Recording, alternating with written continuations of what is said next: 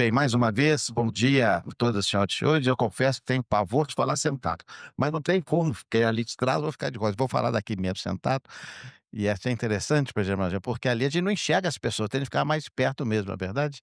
E eu quero saudar a todos, de maneira especial, em primeiro lugar, meus companheiros desse primeiro painel, o ministro Floriano, a quem aqui revejo, meus cumprimentos e meus encômios, da mesma forma, o professor Carlos Ari.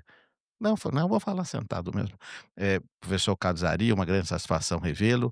Presidente Manuel, mais uma vez, uma honra estar aqui consigo, no ambiente do nosso Tribunal de Contas do Distrito Federal.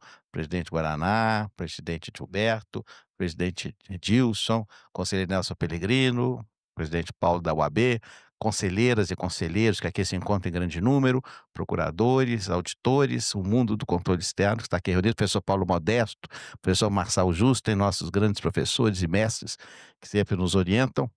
E nesse painel, professor Carlos Ari e professor Floriano, eu vou me permitir fazer mais uma visão assim genérica sobre a lei, o que aconteceu, e vossas excelências vão ter condição de dissertar melhor sobre o seu conteúdo, e mais que o conteúdo, seus desdobramentos nos dias de hoje. Primeiro ponto sobre a LINDB, eu quero relembrar aqui que logo que fui eleito senador em 2014 e tomei posse em 2015, o professor Carlos Ari e o professor Floriano, naquela época, dirigiam, talvez até hoje não sei, a Sociedade Brasileira de Direito Público. E a Sociedade Brasileira nos procurou no Senado, através do então meu assessor, professor Flávio Yunes, com o objetivo de propor a apresentação de um projeto de lei que alterava a lei de introdução ao novo direito brasileiro, que era da década de 40, com o objetivo de introduzir preceitos de direito público, exatamente com o fito e o propósito, como foi dito de maneira muito correta por todos que me antecederam aqui na abertura, para dar mais segurança jurídica na administração pública. Aliás, digo sempre, muitos já viram aqui muitas vezes, que a segurança jurídica se assemelha, a meu juízo, à antiga saúva. Se dizia no passado, ou a saúva, ou nós acabamos com a saúva, conselheiro, nós somos desse tempo, ou a saúva acaba com o Brasil. A segurança jurídica é a mesma coisa, não é? Hoje talvez ecologicamente não seja correto falar acabar com a saúva, não sei, nem se existe formiga saúva ainda, mas essa frase existia, eu estou refletindo aqui histórico. E a segurança jurídica é a mesma coisa, a instabilidade total, não só dos gestores, mas também do setor privado. Então é evidente que havia necessidade de nós estabelecermos uma conduta. E como no Brasil essas condutas acabam sendo estimuladas por lei, apesar de haver, que eu cito sempre, um excesso legiferante no Brasil, a alternativa seria propor uma lei. Então, recebi dos professores, juntamente com outros estudiosos que foram elaboraram o projeto de lei.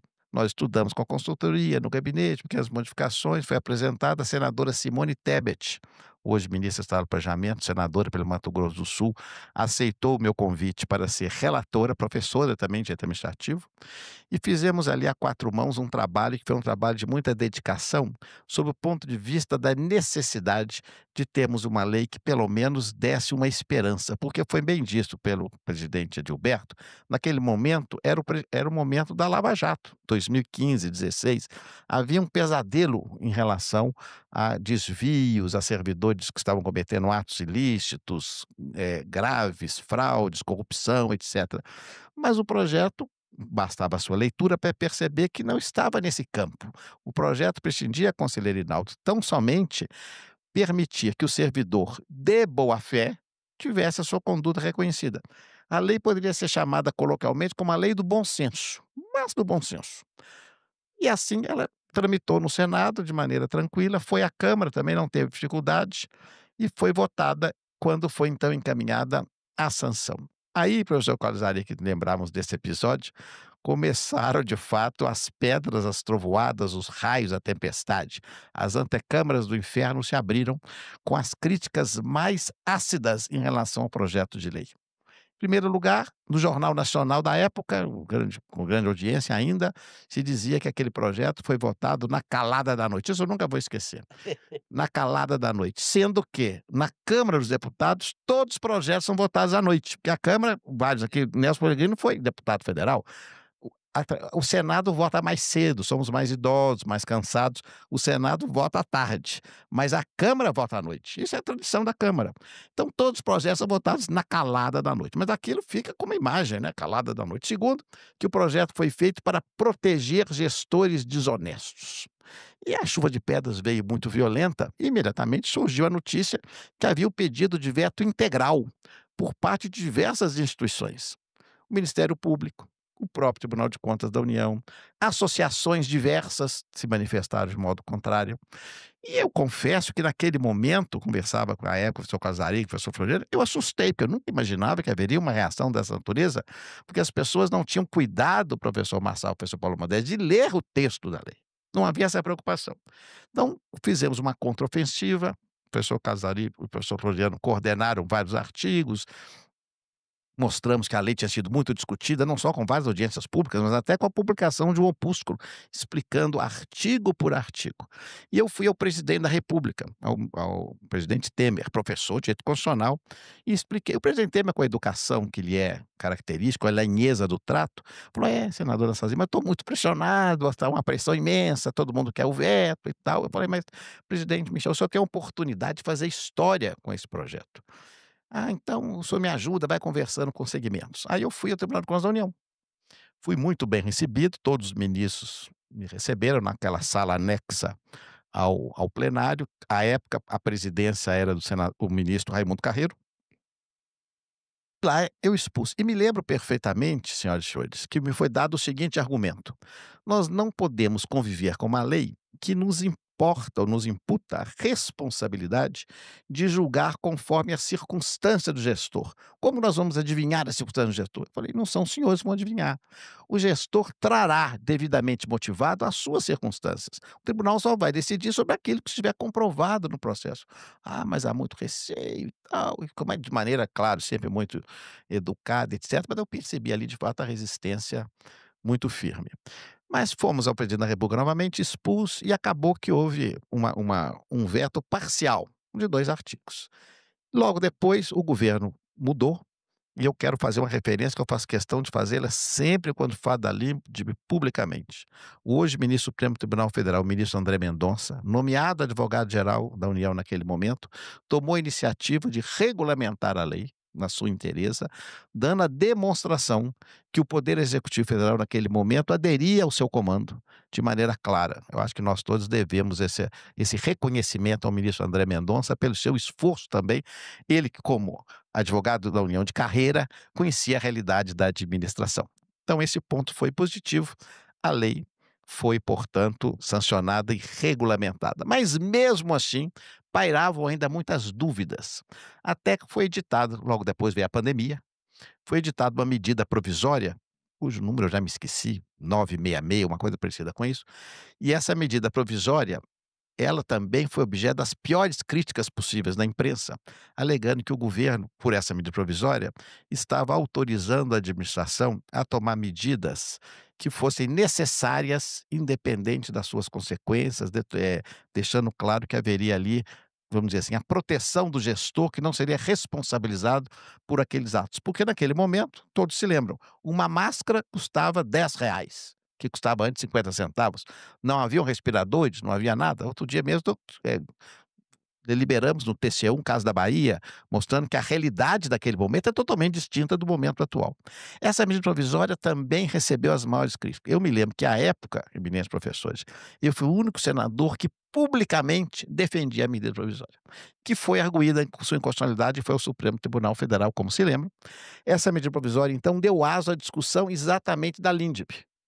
E, felizmente, o Supremo, né, uns dizem uma coisa, outros de outra, mas eu acho que o professor Carlos Ari fez até a mesma opinião, que o Supremo, naquela decisão, deixou claro a plena constitucionalidade da LINDB e dos seus preceitos favoráveis à manutenção dessa ideia que o gestor público tem de ser responsabilizado diante das circunstâncias do ambiente que coloca e que nós não podemos afastar a questão relativa confundir a questão relativa com a culpa, com a questão relativa com o dolo e com a fraude. Então, esse ambiente foi colocado e a lei começou, portanto, a ser plenamente aplicada no âmbito dos tribunais. Concomitantemente, a administração pública começa a enfrentar uma outra realidade. Qual é? A necessidade de inovação. Não há hoje um seminário de administração pública no Brasil, aliás, o CONSAD está se reunindo a partir de hoje aqui em Brasília, o Conselho de Secretários de Planejamento e Administração, que se reúne anualmente, e o tema nuclear, o leitmotiv, a linha vertebral, a coluna vertebral do debate, é exatamente a inovação na gestão pública, porque a administração pública não pode ficar paralisada e para trás do setor privado. Ora, falar em inovação, é claro que é falar em risco de erro. Porque quem inova não conhece o que vai acontecer. O risco é muito grande. Então, a LINDB começou a ser aplicada num ambiente que a inovação também passou a ser muito, digamos assim, prestigiada, incensada. E o resultado disso, felizmente, foi, pelo menos a meu juízo, que o sistema de controle externo onde estamos, ele passou a perceber a necessidade de que a LINDB viria a dar segurança jurídica, conforto, tranquilidade, afastar o apagão das canetas, a infantilização, o código do fracasso, todos aqueles aspectos terríveis que nós conhecemos, para permitir, portanto, que houvesse um avanço com base fundamentalmente na ideia da distinção do dolo da culpa, mantendo a culpa grave ou o erro grosseiro como uma das causas de apenação de responsabilização, mas colocando como um critério fundamental, que eu acho até o mais relevante, que o julgamento, como aqui foi dito, ele deve se basear fundamentalmente nas circunstâncias do gestor e, mais do que isso, permitir que o próprio gestor apresente alternativas à sua decisão, porque percebeu-se felizmente naquele momento da elaboração da LINDB e hoje na administração pública que o mais importante é o resultado. O resultado é mais importante do que a forma. Eu não estou dizendo aqui que as pessoas falo isso, as pessoas também querem me exorcizar, achando que eu sou o demônio. Não estou dizendo que a forma, a legalidade, o procedimento, ele tem de ser deixado de lado e ser desprezado, professor Floriano. Mas eu estou dizendo que a administração pública, o Estado, não existe pela forma, existe para ofertar, eminente presidente Manuel, Manuelzinho para todos nós, que é o homem da vida pública aqui do Distrito Federal. O que que a pessoa quer? A dona Maria quer saúde, o seu José quer o asfalto, o seu João quer segurança, ele não quer saber de procedimento. Quer saber de procedimento. Então é claro que o procedimento tem que ser guardado, mas o desiderato, o objetivo principal, o produto nuclear da ação administrativa tem seu resultado. E esse resultado, é claro, é sempre arriscado e, claro, representa as circunstâncias daquele processo decisório. Então, aos poucos, gradualmente, a lei começou a ser aplicada. E por uma coincidência, não sei se feliz ou infeliz do destino, eu caí no Tribunal de Contas da União, indicado por meus pares do Senado Federal, há mais de 3 anos a essa altura, e tenho a oportunidade, conselheiro Nelson Penegrino, de ser testemunha, de fato, que como avançou positivamente. Nesse meio tempo, a Fundação Getúlio Vargas, capitaneada pelo professor Carlos Ari, que coordena o observatório, criou o observatório com objetivos exatamente de apontar equívocos, fragilidades, o que é muito bom. É um controle social que tem que ser feito também sob o controle. Foi tão bom exemplo dele que o IDP já criou mais um, e já estou sabendo que há uma pretensão de criar um terceiro, o que é muito positivo. Nós não podemos fechar os olhos, claro, a esses puxões de orelha que são positivos, porque o que acontece na prática, e eu vi isso apesar da longa trajetória que tenho no poder executivo e no legislativo, mas agora numa função de julgamento ainda que administrativa, é que cada caso, o ministro Floriano agora também no TSE está sentindo a mesma coisa que eu. Cada caso é tailor-made, é uma situação distinta da anterior. E isso é muito difícil para você fazer um julgamento padronizado. As circunstâncias variam demais, então você tem de sopesar ali o que é mais justo. Por isso, quando se diz o direito da jurisdição, você tem o princípio da equidade e tem de aplicar aquilo de maneira correta. E a LINDB permite esse ponto, desde que, e esse sempre é a questão mais sensível, desde que o gestor tenha a responsabilidade, a capacidade, o tirocínio de motivar os seus atos. Porque o que ocorre na prática, infelizmente, mormente na área municipal, e nós no Tribunal de Contas da União também recebemos muitas prestações de contas dos municípios, é que a instrução por parte da esfera municipal vem muito debilitada, muitas vezes até omissa. E os nossos gabinetes têm de se transformar quase em detetives para tentar descobrir. Como lá onde, no meu gabinete há essa determinação de sempre aplicar, é claro, a legislação e procurar as circunstâncias objetivas, nós ficamos procurando até notícia de jornal. Há um caso folclórico, eminentes senhores e senhoras, que aconteceu recentemente no meu gabinete, de uma festa que aconteceu no interior do Nordeste, e essa festa uma banda foi contratada, foi remunerada, mas aparentemente pela tomada de conta especial, ela não completou o show, e estavam sendo penalizados então o prefeito e a própria banda. E não havia motivação, não havia nada. Aí eu tenho um auditor extremamente curioso, um verdadeiro Hercule Poirot, que foi pesquisar o que tinha acontecido ali.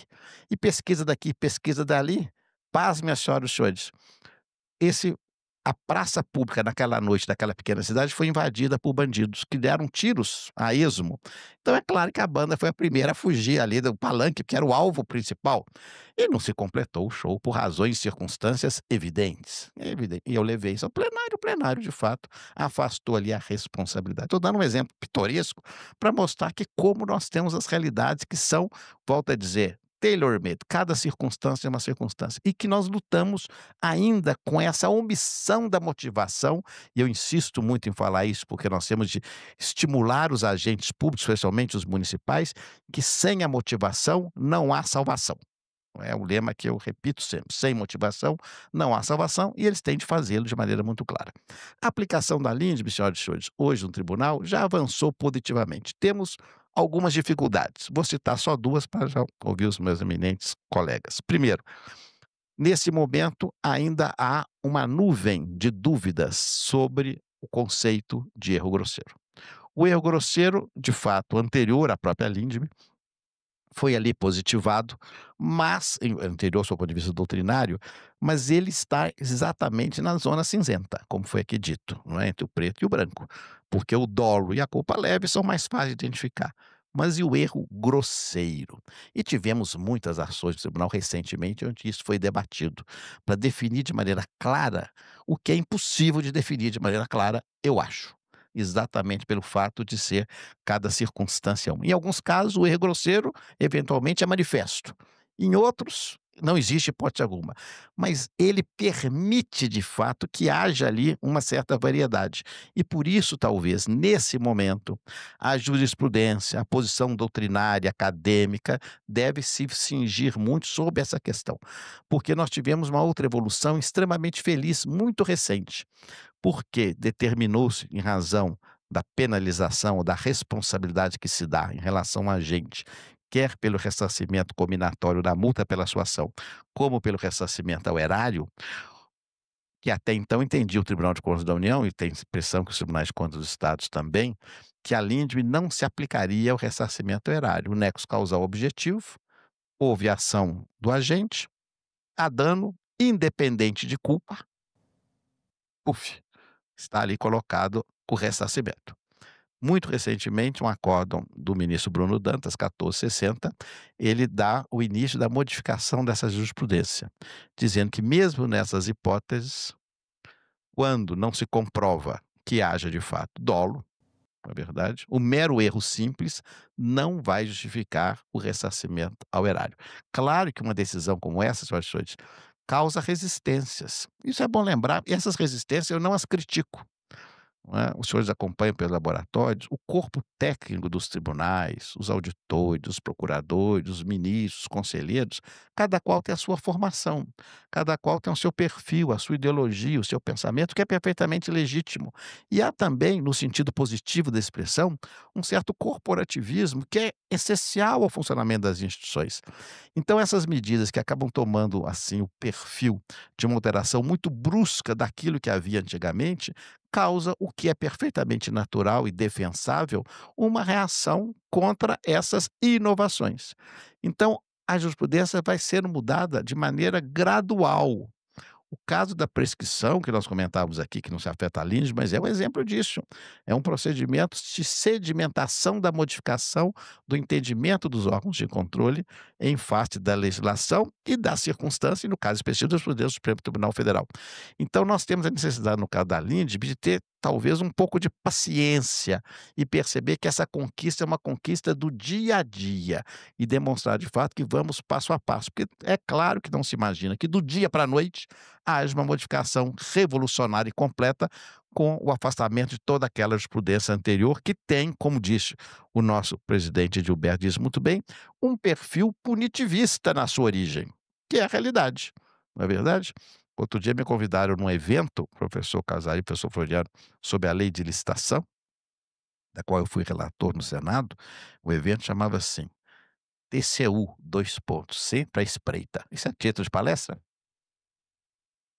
Só esse título a pessoa já assusta, né, quer dizer, eu então que fui falar sobre isso, TCU sempre à espreita, quer dizer, ou seja, nós estávamos ali esperando qualquer erro, qualquer equívoco, qualquer desvio, qualquer senão, erro menor para dar o bote, e as pessoas ficam apavoradas. Então é o caso da saúva com a segurança jurídica, como é possível fazê-lo?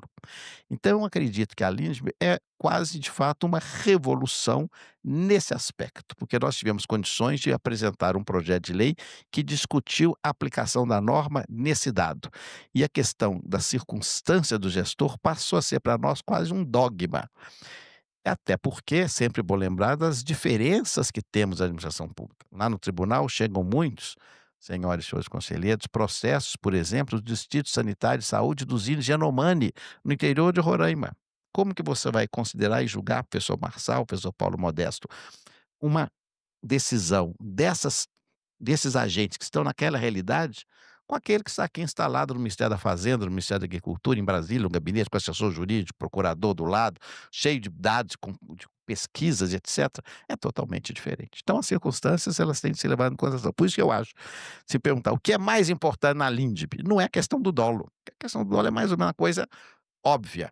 É a questão relativa à circunstância, que dependerá, como eu disse, de caso a caso e dependerá da motivação. Então, nós temos de tentar sempre, nesses eventos, levar aos jurisdicionados essa ideia que sem a motivação nós não vamos conseguir aplicar a lei verdadeiramente. Porque se chega à situação sem nenhuma defesa, de fato fica muito difícil a aplicação dessa norma e dos preceitos, porque nós não vamos inventar.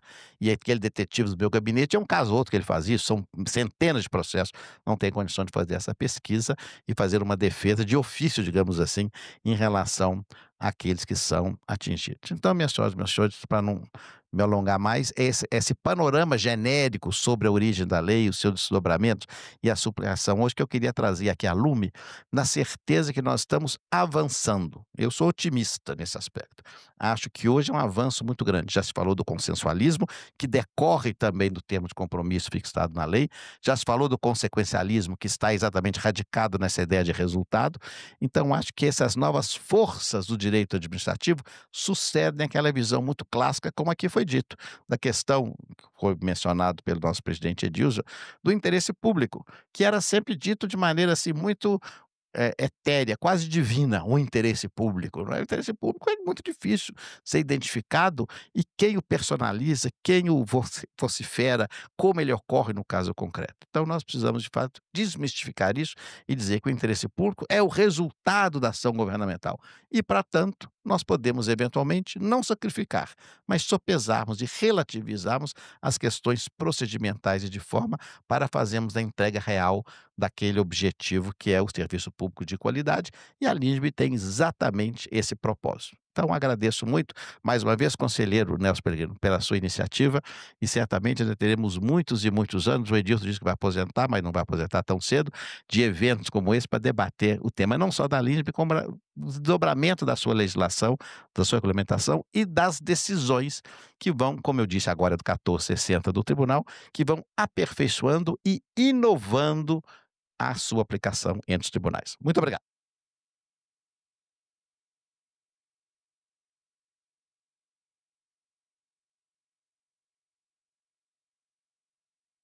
Com a palavra, o senhor ministro Floriano de Azevedo Marques Neto. Bom dia a todos e todas. Queria cumprimentar os amigos aqui, dos Tribunais de Contas, professor Marçal, professor, Paulo Modesto, professora Juliana e meus colegas aqui de não de mesa, né, Anastasia, mas de sofá, de tapete e de luta pela edição da LINDB, o meu querido compadre Carlos Ari e o ministro Anastasia. Eh Acho que o Anastasia deu uma belíssima exposição do panorama, de certa forma, algumas das, notícias que ele deu são de conhecimento de todos, mas olhando para a Lindbe depois desses 7 anos, fazendo um balanço, Primeira boa notícia é que o mundo não acabou, ou seja, a LINDB foi editada com os 2 vetos, um ao conceito de erro grosseiro, outro à declaração de legalidade de atos, mas o geral foi sancionada e não só não acabou o controle, não aumentou a corrupção, não houve um óbice à coibição das condutas ilícitas e, ao contrário, eu acho que ainda vagarosamente houve um incremento de qualidade no exercício dessas funções, né. É sempre uma visão parcial, fazer um balanço, né, com pouco tempo da edição de uma lei, e eu vou me propor aqui a rapidamente fazer um balanço a partir do que eu considero 5 pilares dos artigos introduzidos na lei de introdução, né. Você tem um pilar consequencialista, que está no artigo 20, está no artigo 21, que exige que certas decisões, ou no geral das decisões, para além do dever genérico de motivação, tem uma motivação com caráter consequencialista de perquirição do impacto desta medida e do sopesamento sobre custos-benefícios de alternativas dessa medida. Esse é o primeiro pilar, né. O segundo pilar, que é também atrelado à segurança jurídica, como de resto todos os dispositivos, é o pilar, eh, que supre uma lacuna do nosso ordenamento, que é o de modular os impactos de uma decisão controladora, administrativa ou judicial. Por que que eu digo que é uma das lacunas, né? Porque, por um lado, eh, a Constituição garante que a manifestação maior da soberania na atividade, normativa, que é a lei, não pode retroagir para colher situações pretéritas. Mas muitas vezes a interpretação da lei ou da norma colhia situações pretéritas e isso trazia, sim, uma incerteza e uma insegurança. Então, o segundo vetor é o vetor de você ter uma certa delimitação dos efeitos de uma natural mudança ou de orientação normativa ou de interpretação normativa. Algo que me causava, Miss Anastasia, um certo espanto quando criticada após o projeto aprovada, porque é algo que, na mais grave violação da ordem jurídica, que é a inconstitucionalidade, já a lei de ação direta de inconstitucionalidade prevê que o Supremo faça, exigindo só um quórum qualificado, né, naquilo que é a mais aberrante das violações da estrutura normativa, que é a lei inconstitucional. Então a inconstitucionalidade pode ter efeitos preservados e é natural que uma mudança, uma viragem de interpretação, uma mudança normativa infralegal também tenha. Segundo pilar. Depois eu volto para dizer como eu vejo hoje a aplicação de cada um deles.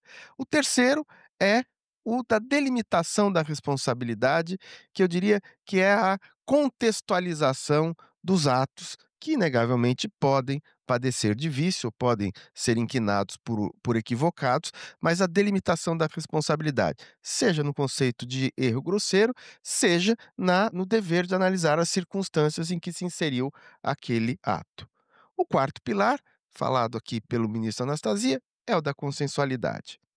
E o quinto pilar é o pilar do dever de todos que têm poder decisório de, digamos assim, sinalizar para os seus, vou usar o termo aqui de maneira larga, quase a técnica, jurisdicionado, ou seja, os atingidos pelo exercício da sua competência, qual é a orientação que este órgão ou esse ente tem ao aplicar ou ao exercer suas competências, que é o artigo 30, o dever de editar súmulas, enunciados, etc.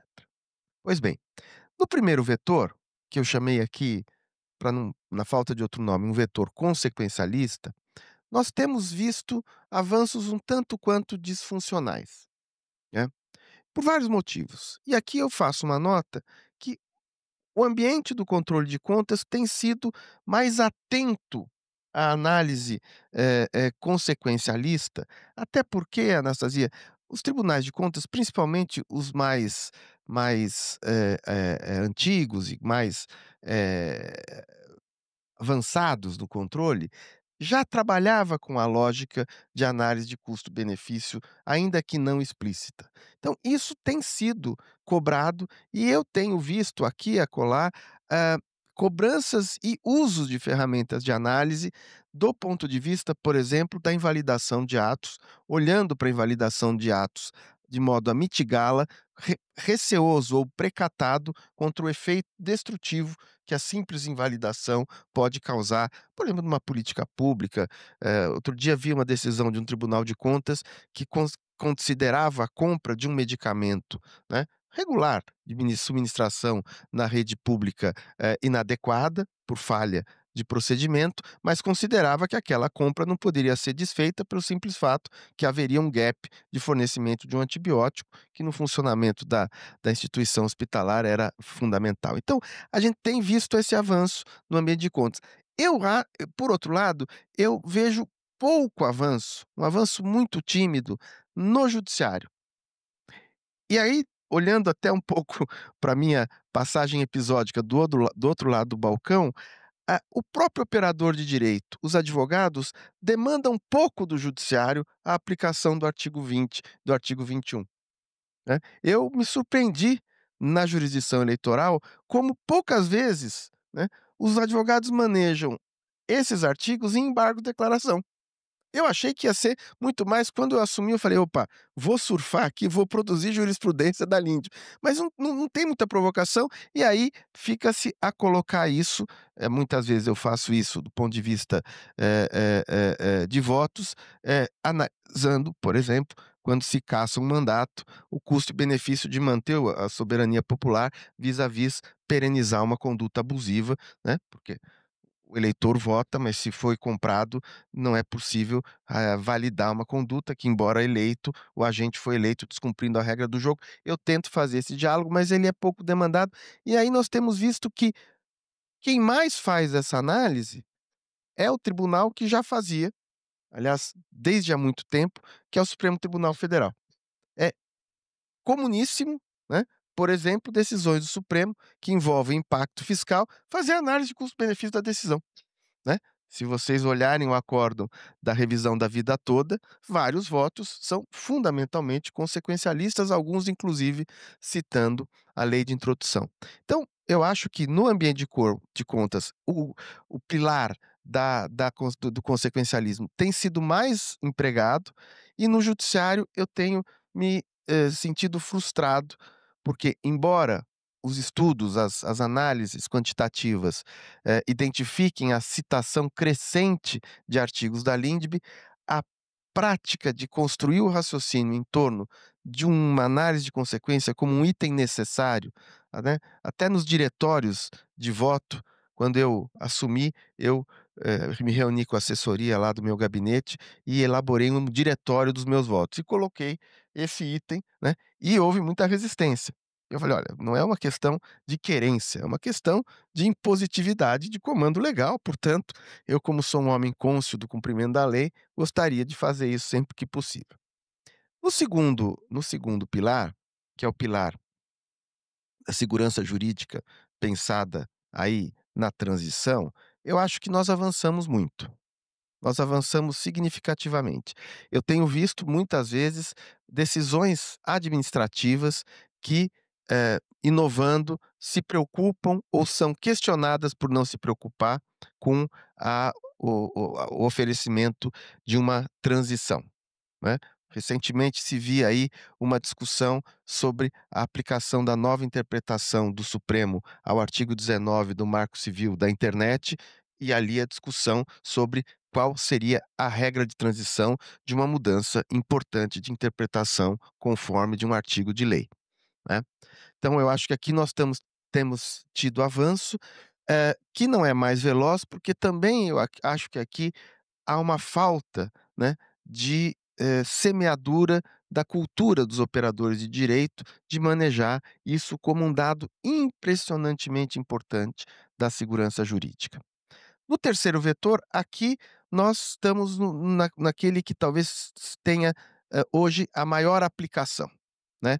pelo menos a maior exposição de aplicação para o bem e para o mal, que é a circunstância do erro grosseiro, é a circunstância da contextualização, em grande medida no ambiente de contas, mas também na jurisdição controladora, né, e não é, hã, Anastasia pode me desmentir, não é por acaso que depois da Lindbe houve a mudança da lei de introdução da lei de improbidade para colocar um dimensionamento excluindo da imputação de improbidade o sujeito que é só incompetente, né. Não é que incompetência seja uma qualidade, mas entre você ser um gestor incompetente, sem, interesses recônditos, um mau gestor, e você ser ímprobo, vai um intervalo muito grande, né. Quem é incompetente não é necessariamente desonesto, né. E muitas vezes o sujeito pode ser competente e é desonesto, né. Não é incomum, já é célebre o rouba mais faz, né. É competente, mas é ímprobo. Então aqui nós temos um tema, e realmente eu acho que nós temos um encontro marcado com a delimitação melhor do conteúdo jurídico do erro grosseiro, né. Eu não significo muito, mas na minha cabeça, a ideia de erro grosseiro sempre se aproximou do préter-dolo, do dolo eventual. É aquele erro que o sujeito comete de tal forma que ele assume o risco da conduta, ele praticamente tangencia o dolo para além da culpa em faciendo, da culpa em eligendo, da culpa em vigilando, né. É um ponto a mais, né. Não entro aqui no dolo específico, porque não necessariamente, por ser erro grosseiro, ele precisa ter a consciência volitiva do delinquir, né, do ilícito. Mas ele pratica uma conduta tão grave que ele assume o risco da conduta, que é o ilícito ou o alcance, o desfalque, etcétera. Mas acho que aqui nós temos ainda uma dificuldade em delimitar um conceito preciso e uniforme da aplicação. Não gosto de lidar com erro grosseiro no cotejo do administrador médio. Primeiro porque você faz um loop, né, e para determinar um conceito aberto, você usa outro conceito indeterminado, e isso é um enredo sem fim, né. É bom retoricamente, mas é ruim do ponto de vista jurídico da efetividade da aplicação do dispositivo. Mas eu acho que nós estamos avançando e o Anastasia citou muito positivamente, esse processo foi acelerado pela ventura ou pela desventura da pandemia, da medida provisória e da análise que foi feita, pelo Supremo Tribunal Federal. E aí, Carlos Ari e eu estávamos lá reclusos, como toda a população, nos contentávamos muito da constitucionalidade ser interpretada à luz de uma lei, cuja função é justamente ser uma lei de interpretação, tá. Então o Supremo não cometeu um equívoco jurídico interpretando a compatibilidade de uma lei à Constituição com base noutra lei, porque, né, a Constituição é a Constituição e a lei tem o seu mesmo status, mas sutilmente percebendo que a LINDB não é uma lei de enforcement direto, mas é uma lei de orientação da interpretação, como aliás são todos os dispositivos da lei de introdução, é uma lei instrumental e não uma lei, de efeitos diretos e concretos. Então aqui eu acho que nós temos ainda algo a avançar e, por incrível que pareça, ou não é incrível, mas eu acho que é muito relevante, o debate está avançando mais no ambiente do controle de contas do que propriamente no judiciário, né. Porque no judiciário, quando essa conduta é levada à juíza, na lei de improbidade, a lei de improbidade praticamente matou a discussão judicial, porque trouxe o conceito de dolo específico, né, e aí, não há muito o debate. E eu tenho vivido isso, e aqui os colegas que são conselheiros de contas e Anastasia, que é ministro do TCU, eu tenho vivido isso muito na jurisdição eleitoral, quando nós somos obrigados a analisar decisões dos tribunais de contas lacunosas, que imputam uma responsabilização que vai gerar inelegibilidade. Aquele velho debate de até onde vai a autonomia do controlador e aí onde entra a jurisdição eleitoral. E aí, quando o Tribunal de Contas decreta que o dolo específico demonstra, a nós só cabe chancelar e carimbar. Mas às vezes, e o Brasil é muito múltiplo, né, nem tudo é TCU, nem tudo é o Tribunal de Contas do DF, às vezes a decisão é uma decisão despreocupada com a consequência da inelegibilidade e trata os conceitos de maneira muito aberta, e eu tenho feito esse embate, né, com alguns ministros, o debate, né, da discussão, de dizer: "Olha, não basta apenas ter causado dano, né? Para casar a inelegibilidade tem que ter uma conduta apta a caracterizar uma conduta suficiente para tirar o sujeito do jogo político, e aí esse debate e volta e meia o erro grosseiro tem entrado. Quarto pilar, e eu caminho para o final, eu acho que foi o que mais produziu efeitos, né. Quando nós discutíamos lá, a existência ou não de uma cláusula genérica para albergar a consensualidade, naquela ambiência de que se dizia que não podia ser feito acordo porque não tinha previsão expressa na lei, né. "Ah, mas a lei da ação civil pública tem, isso aqui não é matéria de ação civil pública, não pode". Quando nós, pensávamos lá e concebíamos o artigo 26, se não me engano, né, que dá autorização genérica, eh claramente o que se queria era sinalizar que consensualidade não é per se ilícito. E aí, eu acho que não foi só isso, claro, longe de imaginar, reinventar a roda e transformar a realidade numa penada, mas a partir do artigo 26, eu acho que nós destravamos resistências que havia na formatação da consensualidade. E aí o avanço foi exponencial. Sessex Consenso, a Câmara de Mediação da AGU, e instâncias de composição nos estados com painéis de acordos e termos de conduta, o nome pode ser qualquer um. Então acho que o artigo 26, não só ele, né, existe um movimento por trás disso, inclusive doutrinário, mas o artigo 26 ele foi quase que um habeas corpus preventivo para que a consensualidade florescesse, e aqui eu faço menção elogiosa a todos esses exemplos. Por fim, aquele que, para minha frustração, eu leio como o mais atrasado, que é o artigo 30, o dever de apostilamento das rotinas decisórias, dos padrões decisórios, por súmulas e por enunciados. Não no judiciário, o judiciário tem um outro problema, que é o excesso de súmula, né, mais da metade dela defensiva, né, falo porque me beneficio da defensividade sumular, mas no executivo e nos tribunais de contas, salvo raríssimas exceções, essa não é uma prática que foi que está sendo aplicada e que ainda não está ela não está arraigada. Eu acho isso uma falta, porque é ilusório imaginar, isso muitas vezes eu já ouvi de decisores, que ao editar um enunciado ou ao editar uma súmula, você restringe a sua capacidade decisória. Não é verdade, não é verdade. Até porque, como disse a Anastasia, é sempre possível que uma fata-espécie, uma moldura fática, crie uma exceção da súmula ou que haja um overruling da súmula. Isso acontece no judiciário, né. Quantas e quantas súmulas não foram superadas? Quantas e quantas vezes não se vota dizendo por que que a súmula nesse caso, não é aplicável, né. Basta passar os olhos na jurisprudência do STJ, tem os borbotões. Mas o ganho de ter esse enunciado, né, ou essa súmula é muito grande.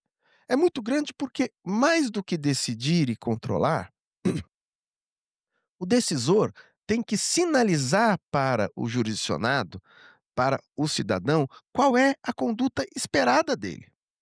Então, quando o Tribunal de Contas, por exemplo, para ficar aqui pondo amigo na berlinda, o Tribunal de Contas da União, ele opera, com perdão, sem nenhum caráter negativo, numa esquizofrenia de controle. Por quê? Porque ele controla o Ministério da Economia, que é um aparato sofisticadíssimo, qualificadíssimo, com uma carreira brutalmente qualificada, e controla o município de Itapipoca, que recebeu um dinheiro de convênio.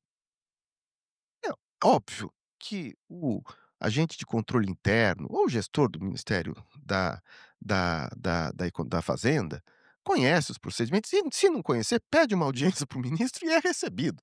Não precisa nem ser o ministro Haddad, o secretário executivo tem uma dúvida de uma questão complexa, vai discutir. Normalmente, como é a melhor forma de fazer aquele tipo de apontamento, de contabilização, etc. O pobre gestor lá, e isso eu faço não como crítica, mas como apontamento, a generosidade federativa da nossa Constituição trouxe uma realidade muito cruel para os pequenos municípios. Porque o município lá de Itapipoca, ele tem as mesmas competências que o município de São Paulo. terceiro orçamento da União. E é cobrado, como tem que ser, pela mesma, regra de prestação de contas. E, na verdade, sabemos muitas vezes que é um contador já cansado que é quem faz isso. Bom, se você tem uma sinalização da conduta, como é que isso é como, de certa forma, a Caixa Econômica Federal faz, manuais de prestação de contas de recurso de convênios, etc. Mas se o tribunal faz isso, matérias que já estão assentadas, né, ele está, na verdade, cumprindo uma função de melhoria da qualidade da gestão pública anterior ao controle, o que não elide o dever de controlar. Né, o que não impede de exercer o controle. Mas eu acho que daria um incremento, tende a dar um incremento muito grande na facilitação da melhoria da qualidade de gestão, porque o país é um país muito diverso, muito desigual. Espero não ter estorvado os senhores, esse é o meu balanço, essa é a minha leitura, mas creio que o Carlos Ari, que tem inclusive posto foco acadêmico maior nisso, pode nos iluminar com mais, qualidade. Muito obrigado.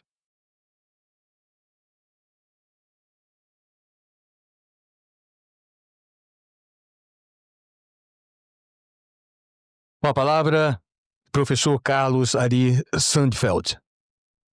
Bom dia formalmente a todos, aos meus colegas de mesa, ministro Anastasia, ministro Floriano, aos conselheiros aqui presentes, dirigentes das associações. Eu agradeço o convite para participar e cumprimento pela iniciativa. Eu queria destacar também a presença dos nossos colegas professores Marçal Justen Filho, Paulo Modeste e Juliana Palma, que está sentada ali, que foram, assim como o ministro e os ministros aqui presentes, muito importantes no debate, na defesa da aprovação da LINDB no Congresso Nacional e depois na defesa no Poder Executivo pela sanção do projeto que acabou ocorrendo, e tem um longo trabalho, pesquisa, de produção doutrinária para, ajudar na aplicação desse instrumento. Então é um trabalho significativo, é importante destacar isso. Nosso envolvimento em relação a isso tem a ver com o tipo de atividade acadêmica que nós desenvolvemos. Nós trabalhamos com o direito público e isso exige que nós façamos pesquisas, identificamos onde estão os problemas e somos frequentemente chamados a participar de grupos, de comissões para propor ideias. E o fizemos várias vezes e em algumas situações ninguém nos chamou, mas nós tomamos a iniciativa de fazer e fomos procurar e é o que relatou aqui o senador Anastasia. Depois da aprovação no Congresso, nós fizemos um trabalho que extrapola muito aquilo que é o normal numa atividade acadêmica, de falar com o presidente da república, com o chefe da Casa Civil, com o ministro da Fazenda, com o secretário de Estado, com a imprensa, com o Jornal Nacional, enfim, o garçom, e foi uma loucurada, para tentar explicar o equívoco que se ia cometer se, houvesse o veto do da projeto que felizmente não ocorreu. Mas depois disso, nós temos trabalhado muito em pesquisa e o ministro Anastasia destacou o papel do observatório do TCU, que é mantido pelo Núcleo Público da FGV, junto com a Sociedade Brasileira de Direito Público. No começo, os colegas amigos do Tribunal de Contas da União, sobretudo, se incomodavam terrivelmente com o nosso trabalho, que é um trabalho de identificar quais são as tendências do tribunal e apontar para que rumo vão, apontar os problemas que isso envolve e criticar incoerências e tal. Mas com o passar do tempo, como ocorreu com a Lindb também, esse trabalho passou a ter uma influência positiva para o próprio tribunal, que usa isso para se informar, e vários tribunais fazem isso, né, e também serviu como um instrumento importante de desenvolvimento de práticas de pesquisa em outras instituições, e nós ficamos muito felizes com isso, né. Muito bem, com relação aos pontos aqui, tentando avaliar eu também, o que aconteceu com a lei, eu acho que já se mencionou bastante aqui, 2 temas, o do consensualismo e o das infrações. O que que é uma infração? Isso envolve a análise de circunstâncias, a análise do conceito de erro grosseiro, de dolo, a caracterização da imputabilidade. Hoje já se falou bastante, inclusive dos debates perante o Tribunal de Contas da União, e da evolução que, em relação a esse assunto, foi causado por uma lei posterior que é clarissimamente inspirada em vários seus dispositivos na LINDB. A que ela faz referência, inclusive, que é a lei da improbidade, a nova lei da improbidade. Então, de fato, a LINDB teve este papel importante de servir como um norte para ajudar a reforma da lei da improbidade, que era uma discussão já em curso, era muito difícil. O o advento anterior da LINDB, toda a polêmica, ajudou para que houvesse um amadurecimento e, de fato, a lei da improbidade nova é positiva, se refere à LINDB, adota soluções da LINDB em vários dos dispositivos, que detalhou melhor para fins da ação de improbidade. Então, nós tivemos um avanço que repercute também na própria aplicação pelos controles, de contas, né. Agora, como o ministro Anastasia referiu, há flutuações. Flutuações que decorrem de muitas circunstâncias, e o ministro acho que fez uma síntese em relação a isso.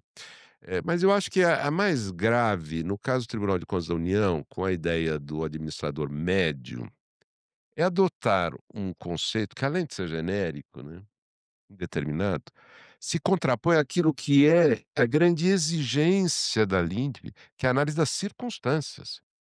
O problema não é saber o que o administrador médio faria, é saber quais são as circunstâncias que estão presentes, inclusive circunstâncias sobre o administrador, né, a maior ou menor qualificação, dele, o tempo que ele tem ou não tem, mas as circunstâncias materiais presentes, né. É esse o elemento que, afinal de contas, tem novidade nenhuma, é isso que o juiz penal faz. Ele analisa quais são as circunstâncias do caso, não se o sujeito acusado é um homem médio. Isso não contribui para absolutamente nada, isso atrapalha, no fundo, quando você quer usar uma figura relativa ao sujeito. O problema não está no sujeito, o problema está na situação. Se a situação é uma situação que justificava aquele comportamento, não é como agiria alguém abstrato, é se aquele conjunto de circunstâncias, ele tem conexão com a reação que teve o gestor. E muito frequentemente, nós vemos no caso os recursos contra as decisões originais, é que é apenas nesse estágio é que se vai apanhar aspectos da circunstância que escaparam antes. Ou por falha na defesa, como o ministro mencionou, por problemas de fundamentação, ou por algum desprezo dos órgãos de instrução ou do próprio órgão de julgador, aspectos de circunstância que já aí no recurso são, eh, digamos, um objeto de maior foco.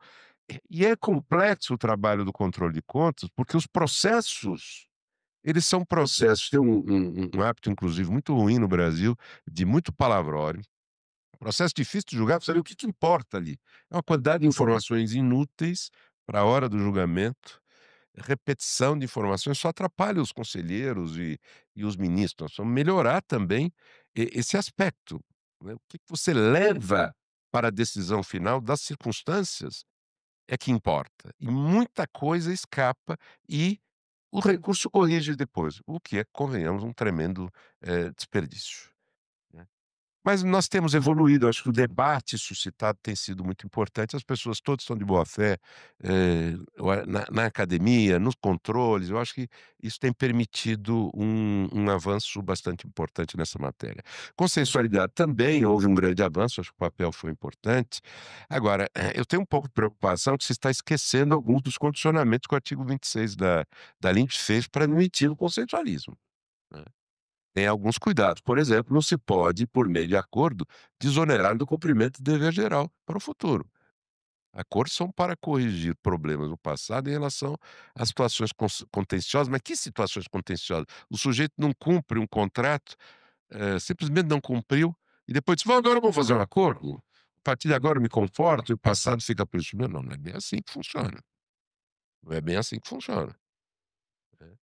Então, acho que há um certo cuidado a tomar com esse entusiasmo, com o consensualismo, que também, está tomando a administração pública. não é? Quer dizer, isso se espalhou de uma maneira ampla, as leis começaram a falar disso, por exemplo, a lei de proteção de dados, quando foi editada, copiou a LINDB em relação a isso, foi a primeira inclusive que fez isso. É preciso tomar um pouco de cuidado com isso, que a gente tem certos condicionamentos que se colocou lá com muito cuidado. Mas eu queria destacar coisas que, estão sendo menos percebidas. O professor Floriano, acabou de mencionar uma, é o artigo 30 da LINDB, eu queria ressaltar um aspecto. O artigo 30 da LINDB diz assim, gente: "As autoridades públicas devem atuar para aumentar a segurança". É um dever, isso não é uma possibilidade, não é uma exortação, é um dever. Então eu dou um exemplo, vou sair do controle de contas, senão fica parecendo que nós estamos implicando com os nossos anfitriões aqui para falar do controle de contas.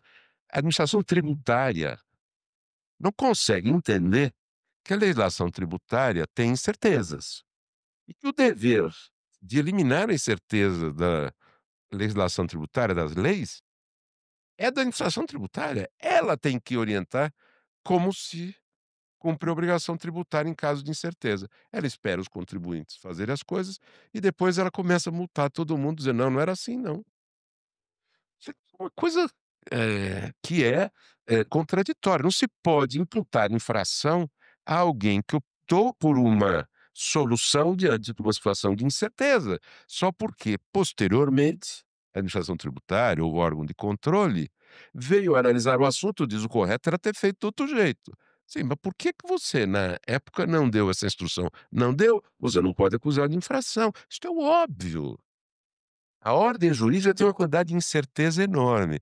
E a LINDB, em outros dispositivos também faz isso, ela chama atenção para o lado da incerteza normativa. Ao contrário das fantasias com que muitas vezes nós trabalhamos, a ordem jurídica não provê ela própria por meio das normas legais de segurança. É por isso mesmo que existe um monte, uma quantidade imensa, uma montanha de instrumentos para ir completando esse universo e dando segurança.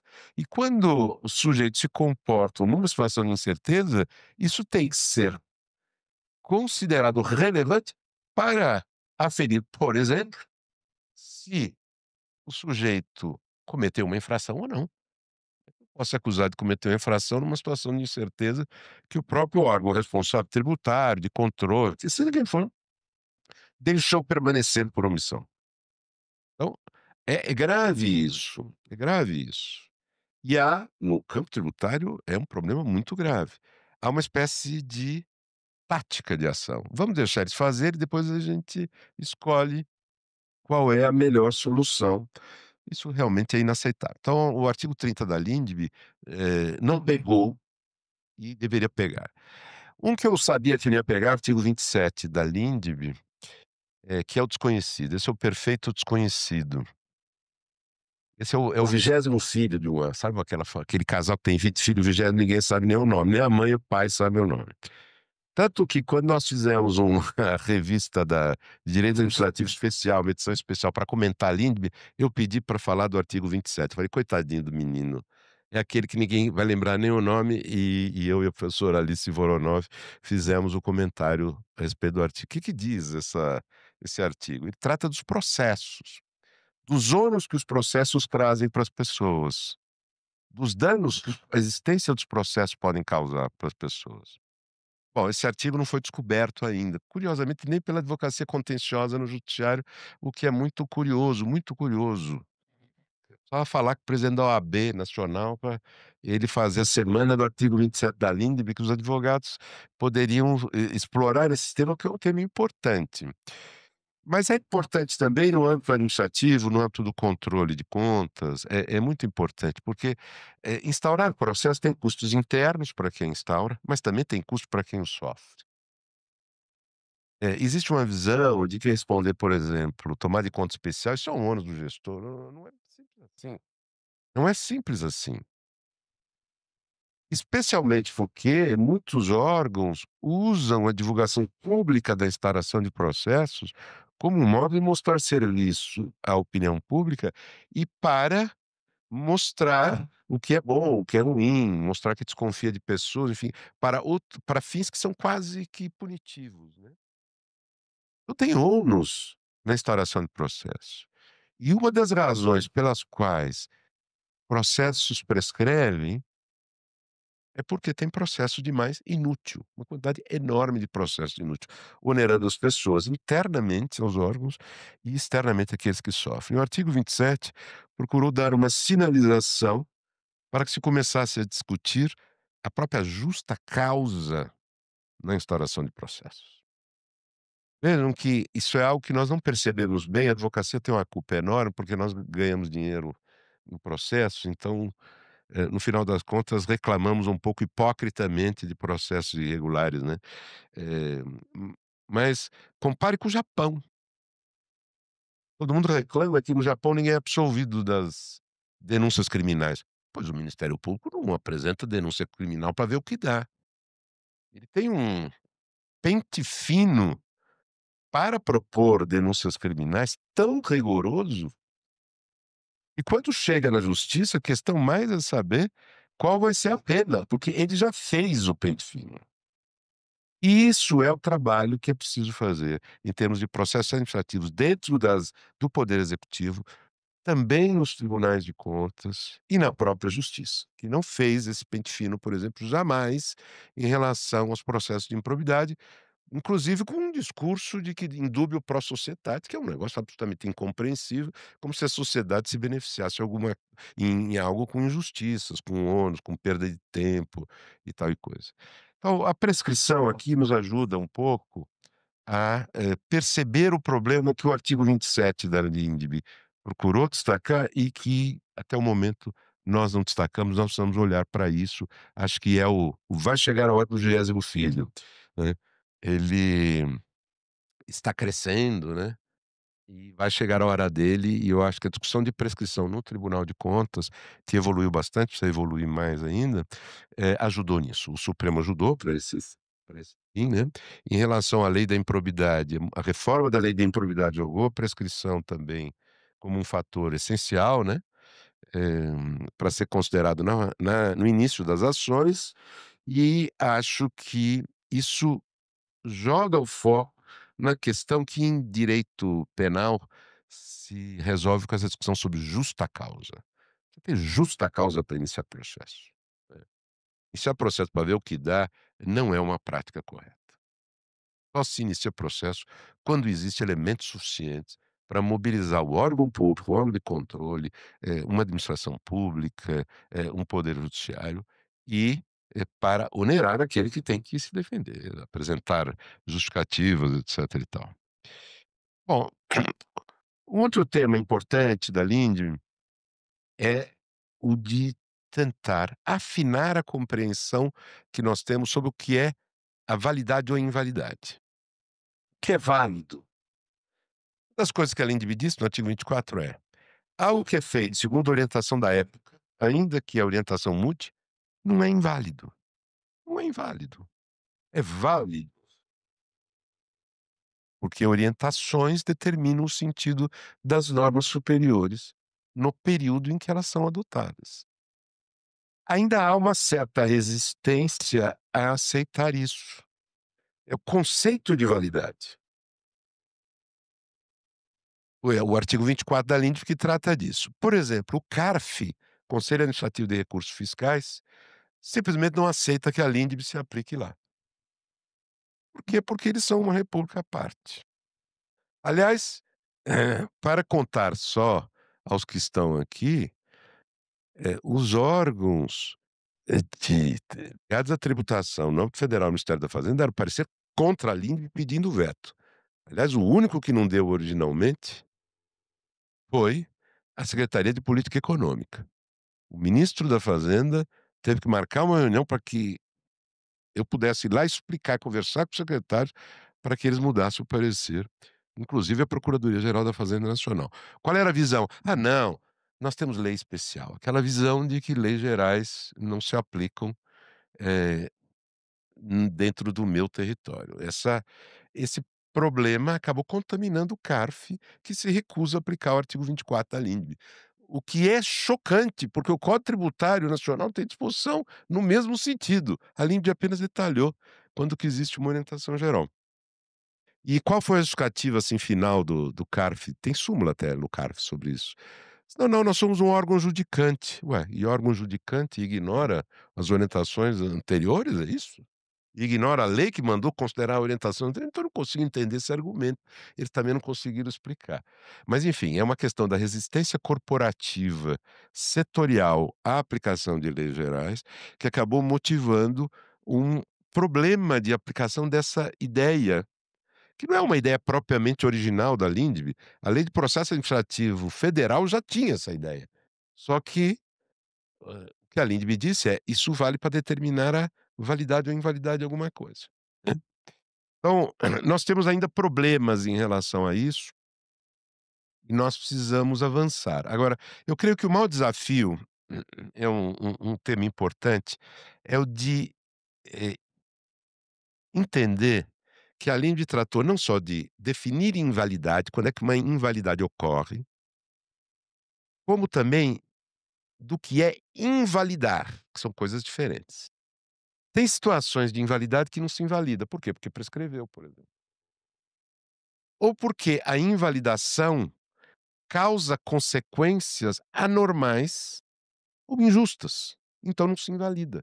Você pode reconhecer que é inválido, não foi feito de acordo com a ordem jurídica, mas não se invalida, não se desfaz, mantém-se integralmente o produzido. Isso é comum em matéria contratual, não é?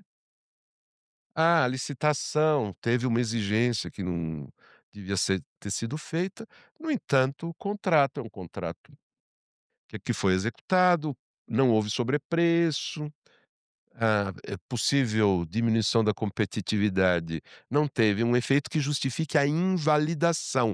Eu poderia até dizer em abstrato que haveria um problema de validade na licitação, mas isso não justifica a invalidação. Por que que eu estou fazendo essa distinção? Todos conhecem o texto da lei, sabe como a lei, procurou criar um algumas regras que incentivassem a estabilidade das decisões nascidas com vícios inválidos. A estabilidade do inválido. É isso que a lei fez. Desde que houvesse uma justificativa, desde que fosse anormal, àquela altura, você desfazer o ato, desde que, fosse injusto, etc, né. Muito bem, mas, por que que eu acho que ainda estamos devendo alguma coisa? Porque frequentemente se faz no poder judiciário, e mesmo nos órgãos de controle internos da administração e no órgão de controle externo, a discussão sobre a validade como se ela fosse uma discussão em si, como se fosse uma ação declaratória, assim. Quero declarar a validade, o que que importa isso?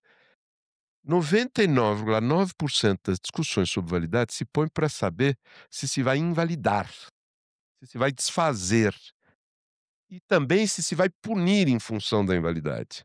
Então tem uma discussão sobre invalidar e sobre infração. Pois bem, não dá para fazer a discussão em abstrato sobre se algo é válido ou inválido e ficar nela. E frequentemente as decisões é isso que fazem. Gastam anos discutindo se algo é válido ou inválido, se propõe ao Tribunal de Contas uma discussão sobre se é válido ou inválido e tal, só que ninguém propõe, desde logo, ninguém propõe. As assessorias, por exemplo, não dizem: "É inválido e se deve invalidar para tal fim". Ninguém propõe isso. E o tribunal fica lá, anos discutindo se é válido, se não é inválido, se é válido, se não é inválido, se não é inválido, para no final das contas produzir uma decisão dizendo: "É inválido", comunicar à administração, a administração retorna dizendo: "Mas agora não há mais o que fazer". Aí começa uma nova discussão para saber se a administração resiste ao cumprimento da decisão do Tribunal de Contas. Eles não estão resistindo, simplesmente não há nada a fazer. O contrato foi cumprido, o preço era regular, o tribunal reconheceu que era regular, o objeto era necessário. O que que eu vou fazer nessa altura? O servidor está de boa fé, não tem sanção nenhuma a aplicar. Então por que que ficaram discutindo isso? As discussões têm que ser feitas associadamente. Nas ações judiciais, alguém propõe uma discussão, o Ministério Público é muito comum esse tipo de discussão, em ação civil pública, se algo é válido ou inválido. Diz: "Bom, se é algo inválido, para quê? Para que fim?". O juiz devia mandar corrigir inicial. Diz: "Pois bem, se o senhor está pedindo que se reconheça a invalidade, mas para provocar que efeito? E é isso que a LINDB exige no artigo 21, quando diz que a decisão precisa falar das consequências. Aqui não é uma questão de consequencialismo, não. Aqui é para dizer qual é o efeito da invalidade. Qual é o efeito? Daí, o que resulta disso? Vai devolver o dinheiro? Vai interromper o contrato no meio? Não pode prorrogar? O que é? O que é? Então, há uma quantidade enorme de ações judiciais que tramitam a partir de uma provocação apenas dizendo: "Esse contrato é inválido, portanto eu quero que reconheça a invalidade do contrato", como se fosse uma ação declaratória. Quero condenar a invalidade, não, então você quer declaração, é isso? Mas qual a justificativa para a declaração? Não, no fundo ele quer discutir depois qual é o efeito, mas não faz sentido isso. A jurisdição tem que ser exercida em conjunto, porque o tribunal pode dizer: "É simplesmente uma discussão que não tem interesse jurídico". Porque ainda que eu reconheça a invalidade, nessa altura, dadas as circunstâncias, a invalidação não cabe mais. Então é uma discussão inócua. Então as 2 coisas têm que, ser feitas em conjunto, e eu acho que esse é o ponto que eu destacaria como, nós estamos falhando, estamos perdendo tempo com isso. Nós aumentaríamos a qualidade das decisões judiciais se os juízes exigissem nas petições iniciais, que querem em ações que querem discutir validade de contratos, de atos, qual exatamente é o efeito pretendido. Se pretende invalidação, invalidação do quê, em relação a quem? Para não ficar, como acontece com o Supremo Tribunal Federal, uma discussão de horas sobre se algo é válido ou inválido, etc, tal. Aí quando termina, diz: "E agora, como é que a gente proclama a decisão?". Aí começa tudo de novo. E aí vem uma conversa: "Não, nós agora vamos modular". Então tem essa história de como se modular fosse uma espécie de, momento de graça. Você vai: "Ah, fiquei com dó, vou mudar". Não, não é isso não. Vai decidir, diante daquela situação, qual deve ser o efeito da invalidade, é disso que se trata. Então as discussões têm que ser feitas juntos. E se vai perceber que nós estamos perdendo tempo com casos mortos. Nós devíamos estar gastando nosso tempo com casos mais vivos. Esse que é o nosso, desafio. Então, para falar uma palavra sobre consensualismo agora no sentido que não é o da Aline, nós temos que ver as consequências das discussões que nós propomos sobre validade ou invalidade das coisas, no âmbito do controle administrativo, no controle judicial e também no controle de contas. Nessa altura, nós vamos discutir validade a troco de quê? Nós queremos punir alguém? Existem elementos mínimos para iniciar um processo em relação a isso? Nós queremos invalidar em relação a quem? Ao quê? A que prestações? É isso que tem que discutir.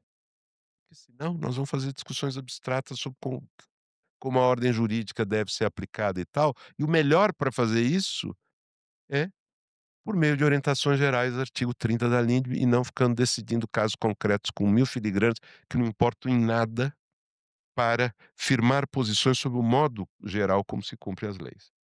Então, eu sou otimista também, ministra Anastasia, com o resultado do trabalho que Vossa Excelência capitaneou no Senado, a senadora Simone Tebet também. Eh, Acho que tem sido muito positivo, acho que a resistência inicial que houve, eh, nos órgãos ligados mais ao controle em geral, não só ao controle de contas, ela foi cedendo. Acho que agora as dificuldades que nós temos não é por isso, não são por isso, são por outras razões.